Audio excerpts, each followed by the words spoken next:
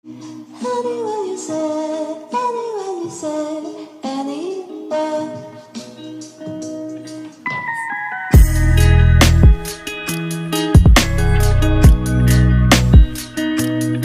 Hai teman-teman, kali ini kita membahas tentang film Gadis Laba-Laba. Namun sebelum lanjut jangan lupa like videonya dan subscribe ya. Dalam sebuah buku legenda kuno, diceritakan bahwa pasukan laba-laba menyerang sebuah kota. Laba-laba itu pun menyerang penduduk dan merusak rumah penduduk. Tiba-tiba Onmyoji datang dan melawan para laba-laba itu. Semua laba-laba itu pun ditumpas habis oleh Onmyoji. Onmyoji mengalahkan Ratu Laba-Laba itu.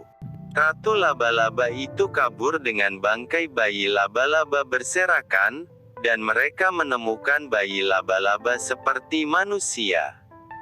Onmyoji tidak tega untuk membunuhnya, lalu Onmyoji merawat anak laba-laba itu.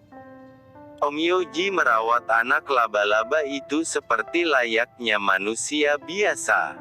6 bulan berlalu, perlahan banyak penduduk laki-laki menghilang di sana. Onmyoji mencari tahu apa penyebabnya. Ternyata Onmyoji menemukan anak laba-laba yang dirawatnya sedang memakan manusia. Semua tertulis di dalam buku legenda yang sudah disegel. Di sebuah toko buku Mizuki penasaran dengan buku legenda bersegel itu. Mizuki pun membuka segel buku itu, tiba-tiba laba-laba keluar dari buku itu. Malam harinya Mizuki terkejut mendengar kegaduhan di toko itu.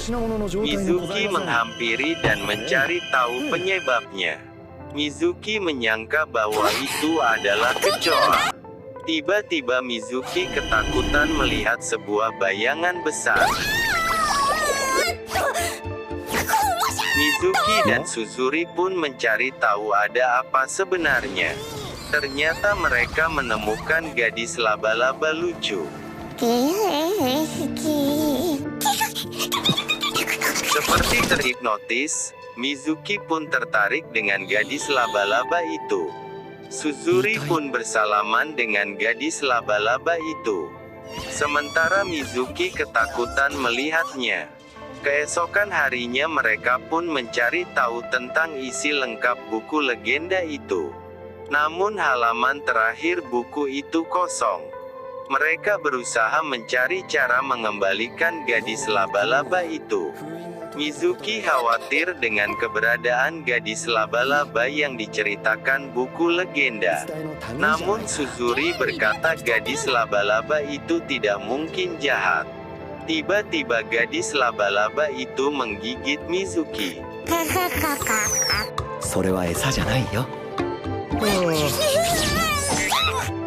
Suzuri merawat gadis laba-laba itu. Sepulang sekolah Mizuki tersandung benang laba-laba itu. Suzuri menemukan solusi untuk mengembalikan gadis laba-laba ke asalnya. Malam harinya gadis laba-laba itu merindukan ibunya. Tiba-tiba Suzuri terhipnotis gadis laba-laba itu.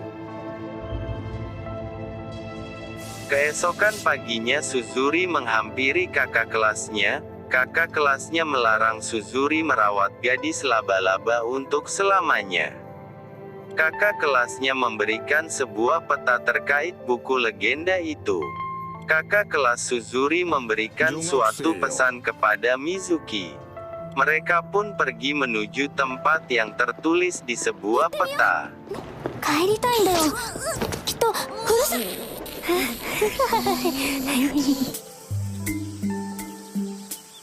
Mereka pun menemukan sebuah pedesaan. Mereka pun terus berjalan memasuki pedesaan itu. Ketika sampai di sebuah rumah tua, gadis laba-laba itu ingin turun. Ketika Suzuri menurunkannya, gadis laba-laba itu berlari ke dalam rumah. Suzuri mengejar gadis laba-laba itu. Sementara Mizuki yang tertinggal terus mencari Suzuri. Mizuki terkejut melihat lukisan siluman laba-laba raksasa. Mizuki teringat pesan kakak kelas Suzuri. Suzuri menemukan gadis laba-laba itu. Tiba-tiba Mizuki menabrak Suzuri. Mizuki melarang Suzuri mengejar gadis laba-laba itu. Tiba-tiba Suzuri terkena hipnotis benang laba-laba.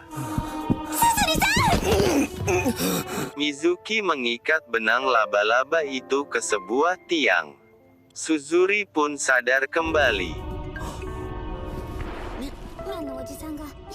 Tiba-tiba seekor laba-laba di dalam air menarik benang itu.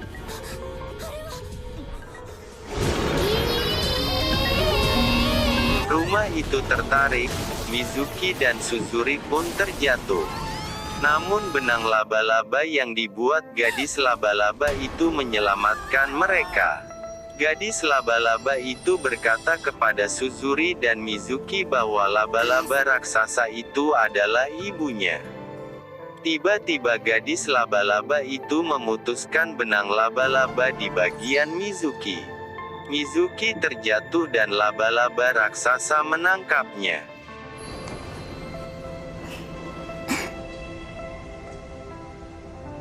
Keesokan harinya Suzuri dan Mizuki mengembalikan peta kepada kakak kelas Suzuri. Kakak kelas itu terkejut melihat Mizuki yang kini berbeda.